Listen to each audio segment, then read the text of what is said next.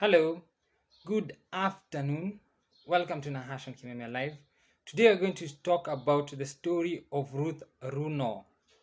We're going to talk about family, school, and society. And this topic was suggested by a friend of mine. His name is Ben. Ben, thank you for suggesting the topic.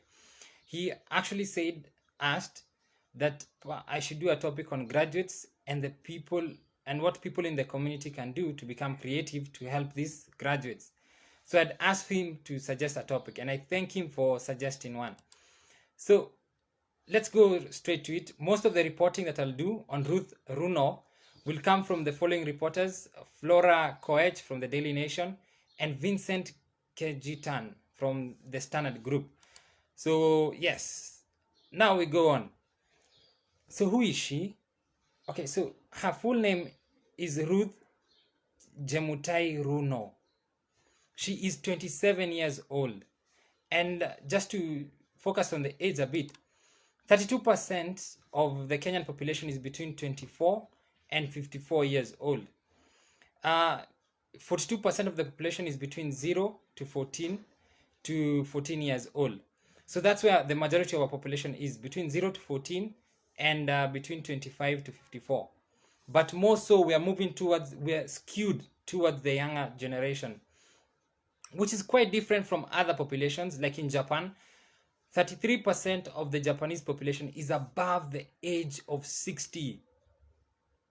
That's a very, very high percentage. And ours, around here, 42 plus 32, that's 74. Already they're below the age of 54, right? And I haven't even counted the other age bracket. That's between 15 and 25. So we are a really young population.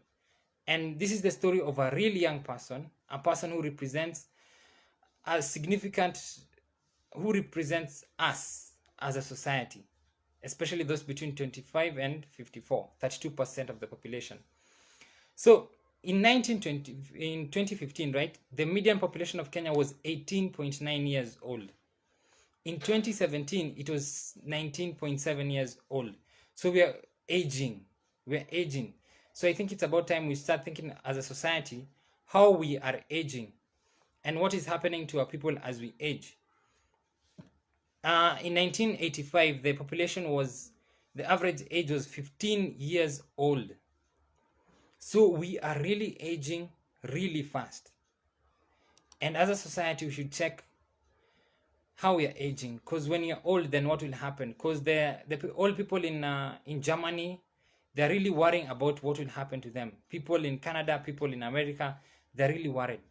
And as we get older, what will happen to us if 27-year-olds are suffering, as we will see what is happening to them? So Ruth Runo, she comes from Baringo Central, from a place called Lelbatai in Baringo Central. And guess who was the MP for Baringo Central from 1966 to 2002? Daniel Toritich Arap Moi. And you wonder, as we go on, you'll see what happened to Ruth Runo.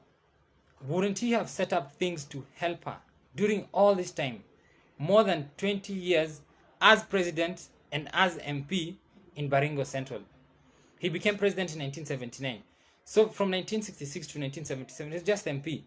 He can make an excuse, as Raila often makes an excuse for being an MP for Kibera for very long without doing anything for them. But then, unlike Raila, he became president from 1979 to 2002. And then we still have sad cases like Ruth Runo. Didn't he create institutions in that area where people like Ruth Runo could go to? Guess who his son took over after Moi? Guess who took over after Moi? I think I've let the cat out of the bag. Gideon Moi took over, and he was MP from 2002 to 2007. I think we promoted them. We promote the guys who don't do anything for us. We have people in power for years and years, and they don't do anything for us. And we still have these stories. Instead of having stories where people went to institutions and those institutions helped them. But in this case, she was helped in another way. Ruth was the firstborn in a family of 8 people. Now, the mean size of a Kenyan household is 4.4 persons, right? In 1993, it was 4.8 people per household. That it's kind of like father, mother, and 2 kids. And the 4.4 average, it's a 2003 statistic. Right now, I don't have statistics for 2018 and 2017. In the US, the average number of people per household is 3.14. That's father, mother, and child. Nyeri, they're 1 point lower because their average household is 2.9 people, right? And people say that perhaps we should have smaller, that we're overpopulated. We should control our numbers. But that isn't really the cause of our troubles, right? As you will see in this case, what happened to her was mostly because of how her family was structured and what people are doing, and the failure of people to provide institutions where she could go to and receive help. It is not that we are overpopulated. It is that we are too greedy as a population, and our leaders mostly. So let's go to a family setting, because I've mentioned a family setting. Let's start with her mother, the mother of Ruth Rono. She did manual jobs to educate Ruth Rono. And this is something that goes on all over the country. 32% of the Kenyan households, going by 2003 statistics, they were headed by women. So women actually head and do a lot to promote the families. And it's different in different areas, because in the urban areas, 26% of the households were headed by women. In the rural areas, 34% of the households were headed by women. So it seems like in the urban society, men take up more responsibility. In the rural areas, there is a problem, because 34% of the households are headed by women. It took a toll on Ruth's mother to head a household, to do manual jobs to educate her daughter. And we all know that education is expensive, even though they still claim that there's free primary and free secondary, day secondary education, right? There is a cost. And Ruth's mother suffered, and she became depressed. Where was her father? Her father is an habitual drunkard, a drunkard. He just drinks every day, every time, everything. He abdicated his responsibilities, as so many fathers are doing all over the country. So many fathers are doing that. And we need to check on it. Nationally, 21.2% of all the children in the country, they are living with their mothers only, even though their fathers are alive. They are not dead, they're somewhere. We might call them deadbeat fathers, we might have another name for them, but still, 21% of the children in the country, they live with their mothers only. So it's not only women that are heading the households, 34% in rural areas, 26% in urban areas, but in some cases, they are entirely covering everything. And that happens when the men abdicate their responsibilities completely. And it's a big problem in central Kenya. And hopefully they'll start dealing with it. Perhaps that's one of the reasons why they have 2.9 per household, as opposed to Ajir that has 6 to 7 people per household. And perhaps that's why Central Kenya will no longer have the largest, let's say, community in Kenya by 2038. So anyway, only 58.3% of the children in the country live with both parents. So there's a problem with our parenting as a society. Something Pope John Paul said, as the family goes, so the world goes. If our families are in trouble, the nation will be in trouble, because the family is the fabric that, let's say, the the fabric that we use to build our society. And if that fabric is not okay, then the cloth made from that fabric will not be okay. 58.3% of the children only live with both parents, and that's just live. Perhaps there are problems when they even live together, because at a time, the parent of Ruth and the mother and father, they stayed together, of Ruth, but it wasn't rosy. She also had siblings. Like we said, she's the firstborn in a family of 8. Again, perhaps we might need to talk about firstborns in the future, because they really go through a lot. Perhaps we also need to talk about the male firstborns in the family, because they also go through a lot. And most of the time, it's unspoken. She had siblings. 2 of them, sisters, disabled. They need constant monitoring. If you have ever dealt with a disabled person, you can't leave them alone, because they might hurt themselves or something might hurt them. They can't run away as fast, or even at times recognize that there's a danger around them. They can't feed themselves, so you can't leave them out and go and get a job. So you have to stay there 24/7. It is a job in itself, and people actually get paid to do that.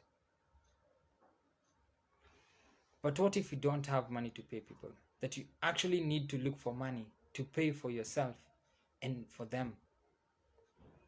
Then you are put in a situation where there is no way out except hope. So, what was her situation? The father is gone, a habitual drinker, abdicated his responsibilities. Like, 21.2% of the children live with their mothers only, even though their fathers are alive. The mother has tried her best. She did manual jobs to educate Ruth Rono, and she fell into a depressed state. Some say, like Paul said, I have ran the race, I have fought the good fight. It takes a toll on you to be the only one who is fighting for someone else, and the fight is so hard. And it took a toll on her mother. So Ruth was left alone to continue the race. She became the breadwinner, right? And this thing happens so much within our society. In some cases, it is not that the parents are alive. These kids can be orphans, and one of them has to step up and take responsibility, or they will all scatter. Nationally, 8.4% of the children aged below 0 to 17 years, they are orphans. That's 8.4%. There are a lot of people who are suffering. Ruth Rono is just that one case that got to the media. Other cases are still silent. What will you do about them? Let's go to her educational background, right? She went through primary school, right? She scored 364 marks in her KCPE in 2005. I believe that at that time she had many problems, because the history of her father as a drinker, and drinkers are usually violent or abusive or those other kind of things, physically abusive. And then you'd have her mother who's struggling and struggling and struggling. And then you'd have her younger siblings who need constant care. But she did her best in the rural setting, where Moi was president, but he didn't have institutions. And she got 364 marks. During her primary, right, the teachers raised the issue of her fees during one prize giving day, because she was a performer, right? So during prize giving day, the teachers felt that they should raise the issue of her fees, because she didn't have fees to pay. They did a quick fundraiser. They raised 52,000. She was also given 20,000 for emerging as the top student in her class. She used the money to pay the arrears in her fees, and the school waived the remaining amount. So you can see, and this is what they always say, a city on a hill cannot be hidden. If you do well, people will see, and people will recognize that they can't let this talent go to waste. Yes, so many are suffering, and only a few will pass through and make it through. They have to be exceptional cases. Not that they have to be, but they are exceptional cases. And in the end, what happens is the other cases, they go to waste.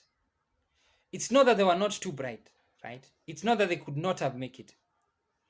It's just that at that time, moment in time, people saw something else. They didn't see them. And the people who were supposed to check for them, the government and the others, they were sleeping. The family that was supposed to check up on them, they were not there. So they went to waste. And this person who moved through a specific way and tried to make herself seen, she was seen. And people helped her. Because it eats in our conscience. We can't allow somebody to continue suffering.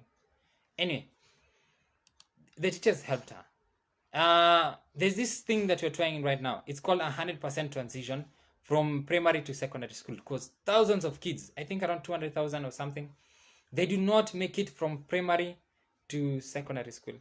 In fact, thousands more do not make it from standard 1 to class 8. And then from primary to secondary, others don't make it. So many people fall by the wayside. And we only help a few. It's not that those others are stupid. It's that their circumstances did not allow them to do certain things. Ruth focused on education, and she pushed that as hard as she could. Others perhaps are focusing on business.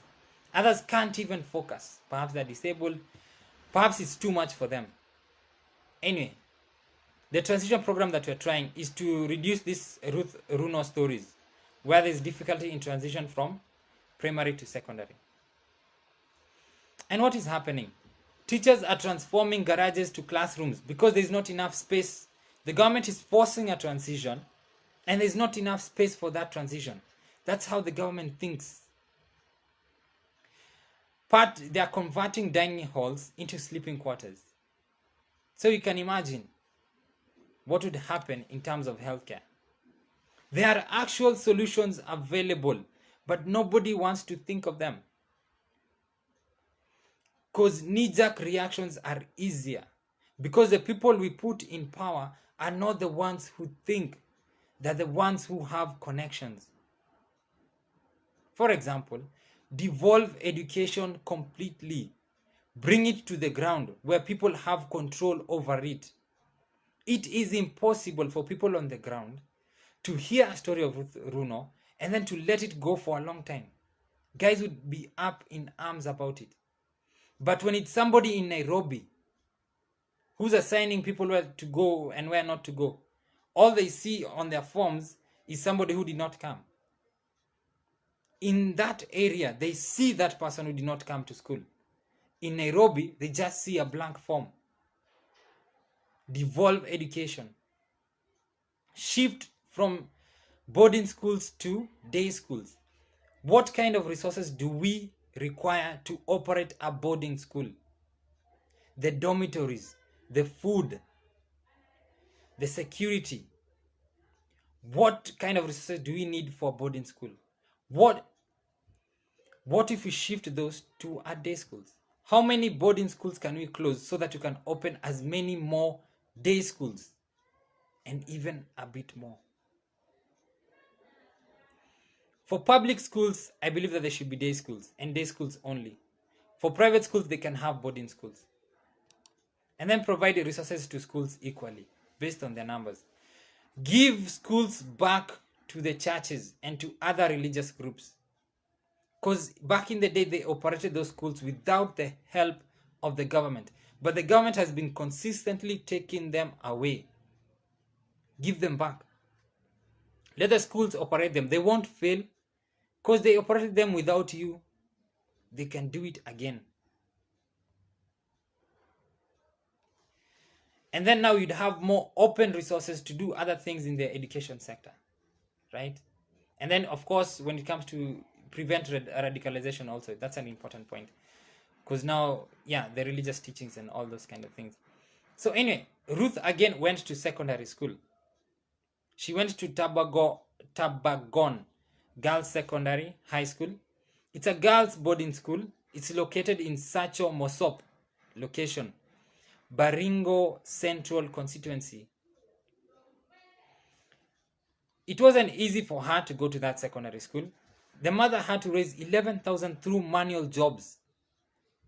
Those manual jobs, they don't pay a lot. And you remember, she's still earning and still meeting expenses, and the father is still drinking. It was hard for her to get her daughter to school. We have free day secondary education. It needs to come into use. And if we do away with those boarding schools, we'd have more funds for day secondary. And we'd actually make it free instead of just saying that it's free. So anyway, Ruth got admitted to Form 1, which is a good thing, by the effort of her mother. She was often sent home for fees, but came back with nothing to pay. So we have somebody who had some level of understanding in her secondary school at Tabagon Girls Secondary High School. Somebody had some level of understanding. There are other schools where the principals, the deputy principals, and the other people, they do not think. Examples, the schools that have meal cards. I have never forgotten about those meal cards since I heard of them. And I heard of them at Upper Hill Secondary School in Nairobi. I hope that there are no more. You guys, you deny students a chance to eat in the dining hall because they haven't paid fees. That meal card is kind of like a receipt that the students would use to get into the dining hall. And if you don't have it, you can't get in and you can't eat. So your friends have to organize food for you outside. That is a terrible kind of society. And I hope that it has come to an end. Even if it's a private school. In public schools, those guys should have been arrested. Teachers abusing us. Okay, there was this video of a teacher abusing a student because he failed to pay fees. I don't know if you watched it. I couldn't find it, but I hope that I'll find it and then I'll put it in the link if I do find it. So Ruth trekked to school during opening days and when she was sent home for fees. So everybody some people trek to schools, so it shouldn't be that special. Ruth trekked for 20 kilometers, hills and valleys. 20 kilometers. I don't think I've ever trekked for that long. How long is the marathon? The Beyond Zero marathon? Anyway, Ruth used to trek for 20 kilometers when the schools opened and she was sent home for fees. She wore the same pair of shoes throughout her secondary school education. Isn't that something? One pair of shoes. Some of us had new pairs of shoes every year. Some of us perhaps every term. Some of us had multiple pairs of shoes in school. She only had one pair. And these are the stories that people try to have, but they do not have. That's why people come up with fake stories, like Wilkins Fadhili, that he cooked 3,000 chapatis to educate himself to get to educate himself abroad, Leeds University. Because when you have this kind of stories, there is triumph. Your pain is vindicated. It inspires people. People sit down and listen. They recognize you. If you haven't suffered, you haven't suffered. Leave it alone. Don't try and fit in the shoes of those who have suffered. We all have our own directions in life. John F. Kennedy did not suffer. He became president of the United States. He's still one of the best presidents that the US ever had. Everybody has their own lane. You don't have to have a story from poverty. For those of us who have those stories, do not dilute them by bringing up fake stories so that people won't believe when they actually hear a true story.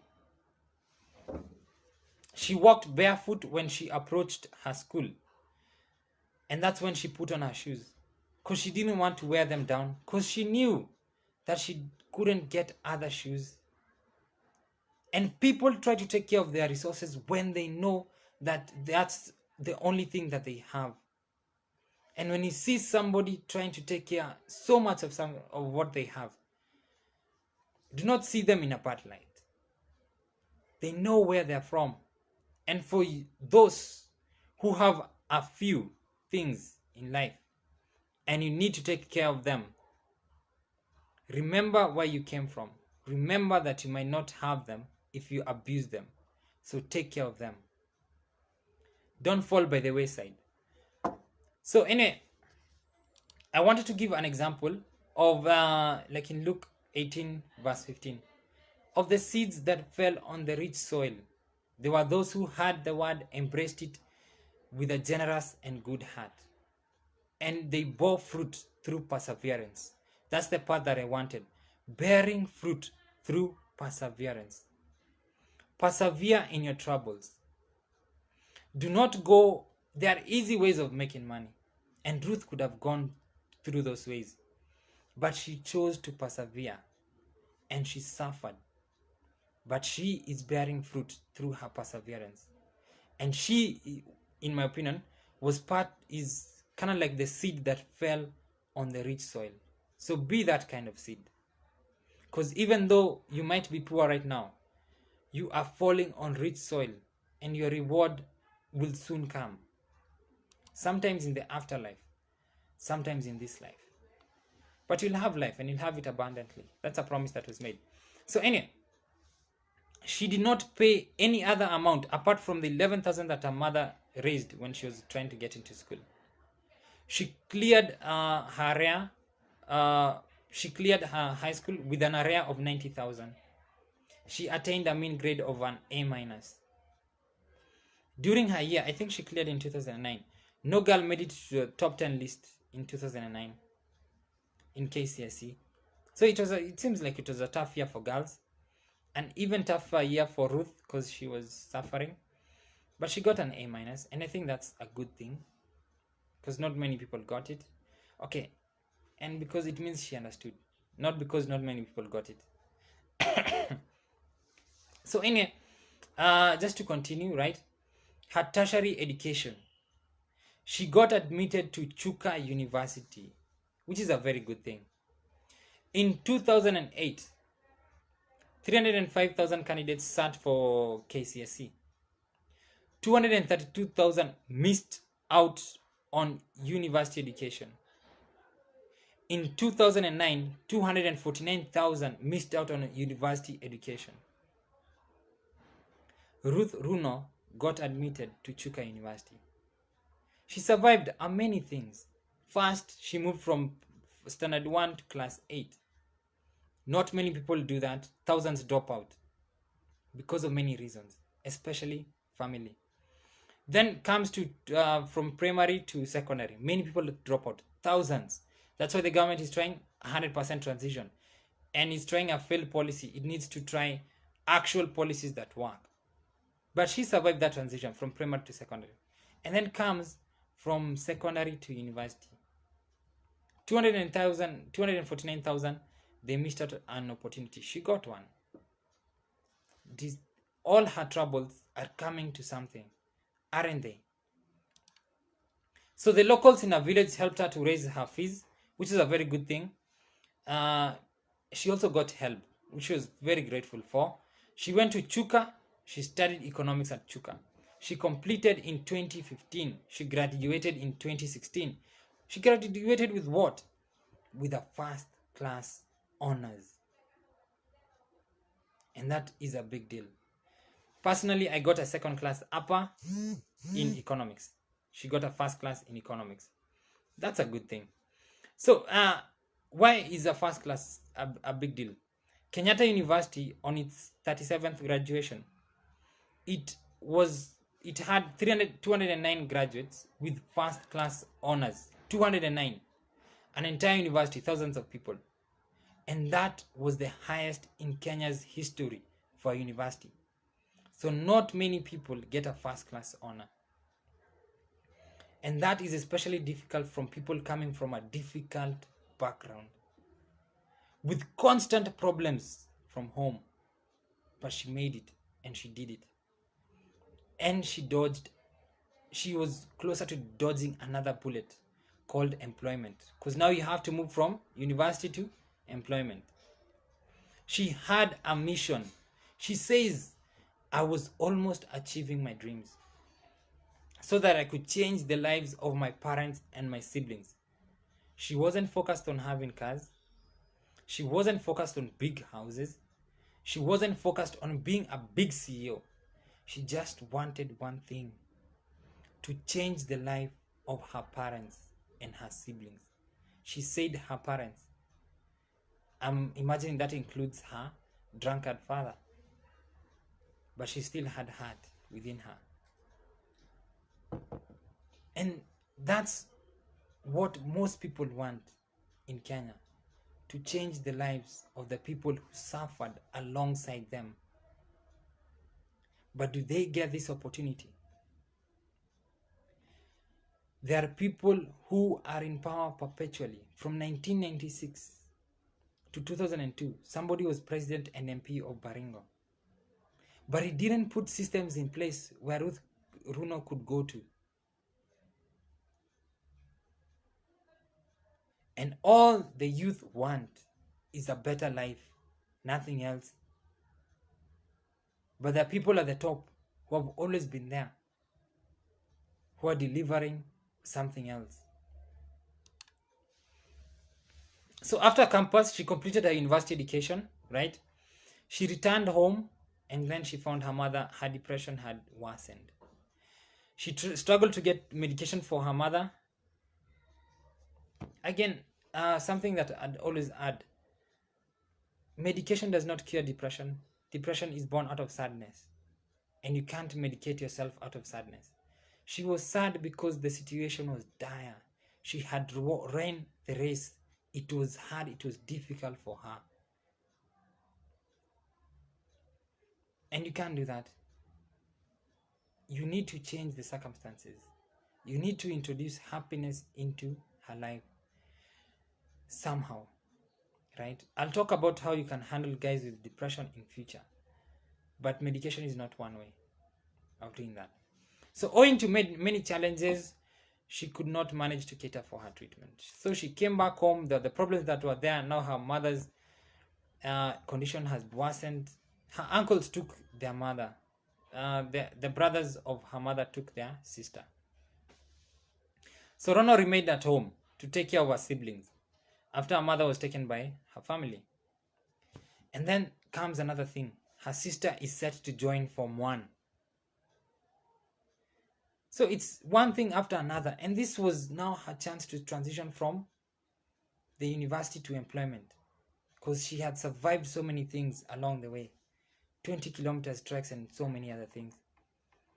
So now her mother is ill, taken by the family, her uncles. Now her sister is set to join Form 1. Another thing. So they had to go back to manual jobs again, because that's an immediate concern. Finally, they did manual jobs, and her sister also did manual jobs so that she could go to secondary school.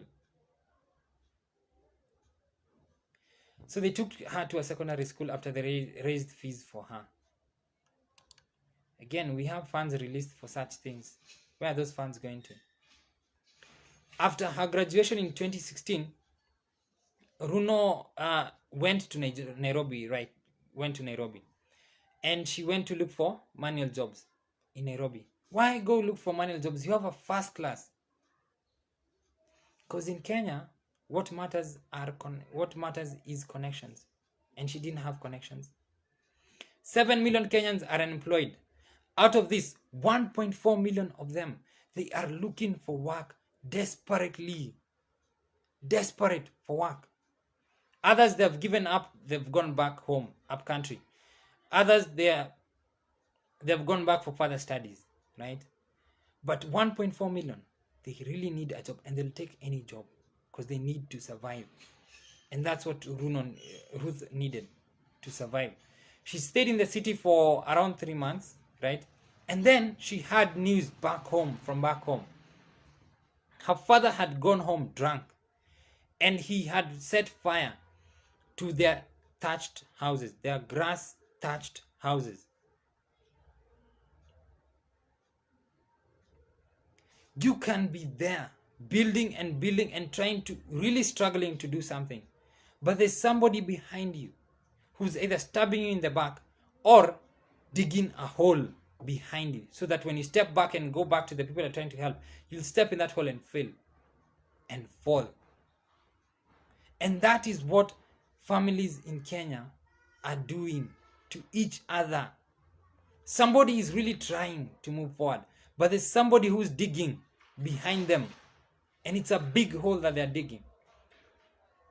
And they still call themselves family, and they still want help from you.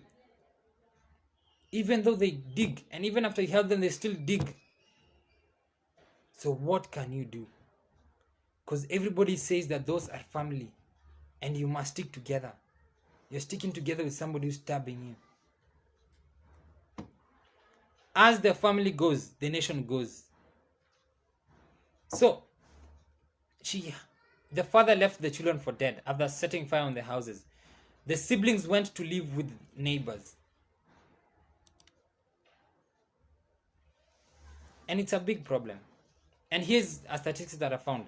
5.6 million Kenyans who are supposed to be working are economically inactive. They are of working age, but they're economically inactive. Two main reasons for their inactivity. School attendance, because many of them are in school, the 24 years, the 23-year-olds, whatever. And then family responsibilities. 13.1% of this 5.6 million, they are not working because of family responsibilities. And Ruth Rono could not work because of family responsibilities. She had to go back because her father is setting fire to their houses, their grass thatched houses. So she had only saved 10,000 by that time after doing manual jobs. She built 2 mud wall houses with that 10,000. I think it was just refurbishing what her father had destroyed. The father went to prison, got released. Elder siblings, they refused to come back after their father got released. Because older people, we know that this guy is dangerous. But the younger ones would come back because they are still naive. They're still children. Rono had to take care of her 3 younger siblings. Remember, 2 disabled, needed constant monitoring. She applied for job opportunities with no success. Remember, applying for a job is expensive. It's really, really expensive. Because you need to photocopy, you need to send through a poster, you need to, that envelopes, you need cash for, you need a lot. You need to go for interviews, you need to dress for interviews. She didn't have any of these things. So is it a wonder that there was no success in job opportunities? She relied on manual work again to survive and feed her siblings.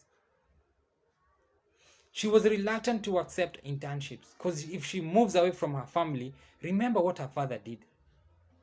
And there was one time in the past that she left, her mother left, and she was, I think, far away, perhaps in campus, and one of her siblings almost starved to death.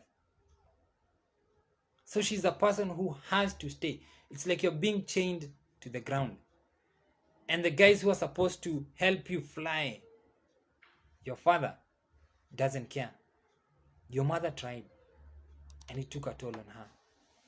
But somebody got through to the media, and that's when things started rolling. Remember, in Kenya, it's connections that matters, not your education. And as soon as somebody got through to the media, the people who have the connections, they started responding. Runo is grateful for the response that she has received from people. She is grateful even for people who helped her in the past. Be grateful for people. She speaks fondly about her primary school teachers, the ones who helped during her prize giving day to raise cash. Secondary school teachers, she had a fee area of 90,000, but they still kept her in school. She would go home for lack of fees, come back, no fees. They still allow her back. The villagers in her area raised funds for her to go to campus and even help helped her. She is grateful to all of these people. Be grateful in your life, right? Because some people, they didn't have to do some things for you, but they did. Recognize the difference that they made in your life, that they went that extra mile. So anyway, there is light at the end of the tunnel. The Real Hospital in Eldoret wants to hire her. Lecturers from Chuka University, they're telling her to, there's a school nearby where she can teach. Gisele Foundation from Kisumu, they want to talk to her. The Baringo County government, they're calling her. And then the 7 Meals Household Group, they want to pay her 30,000 a month, an internship, 30,000 a month. They want to provide her with accommodation, and they want to educate her siblings at Utawala Primary School. There is always hope. It never disappoints. Always keep hope alive. It springs eternal. Yes, I will leave it at that. I wanted to ask the question, like, where was Baringo County government all this time? But they always come up at the anyway. So anyway, that's what I had for today. Thank you guys for subscribing. 202 subscribers. Thank you so much. Please subscribe, share this video with others, and yes, let's keep talking. Give me topics that I can talk about. Give me feedback on these videos. I really need feedback. Thank you, and take care, and see you tomorrow at 5 p.m. Bye bye.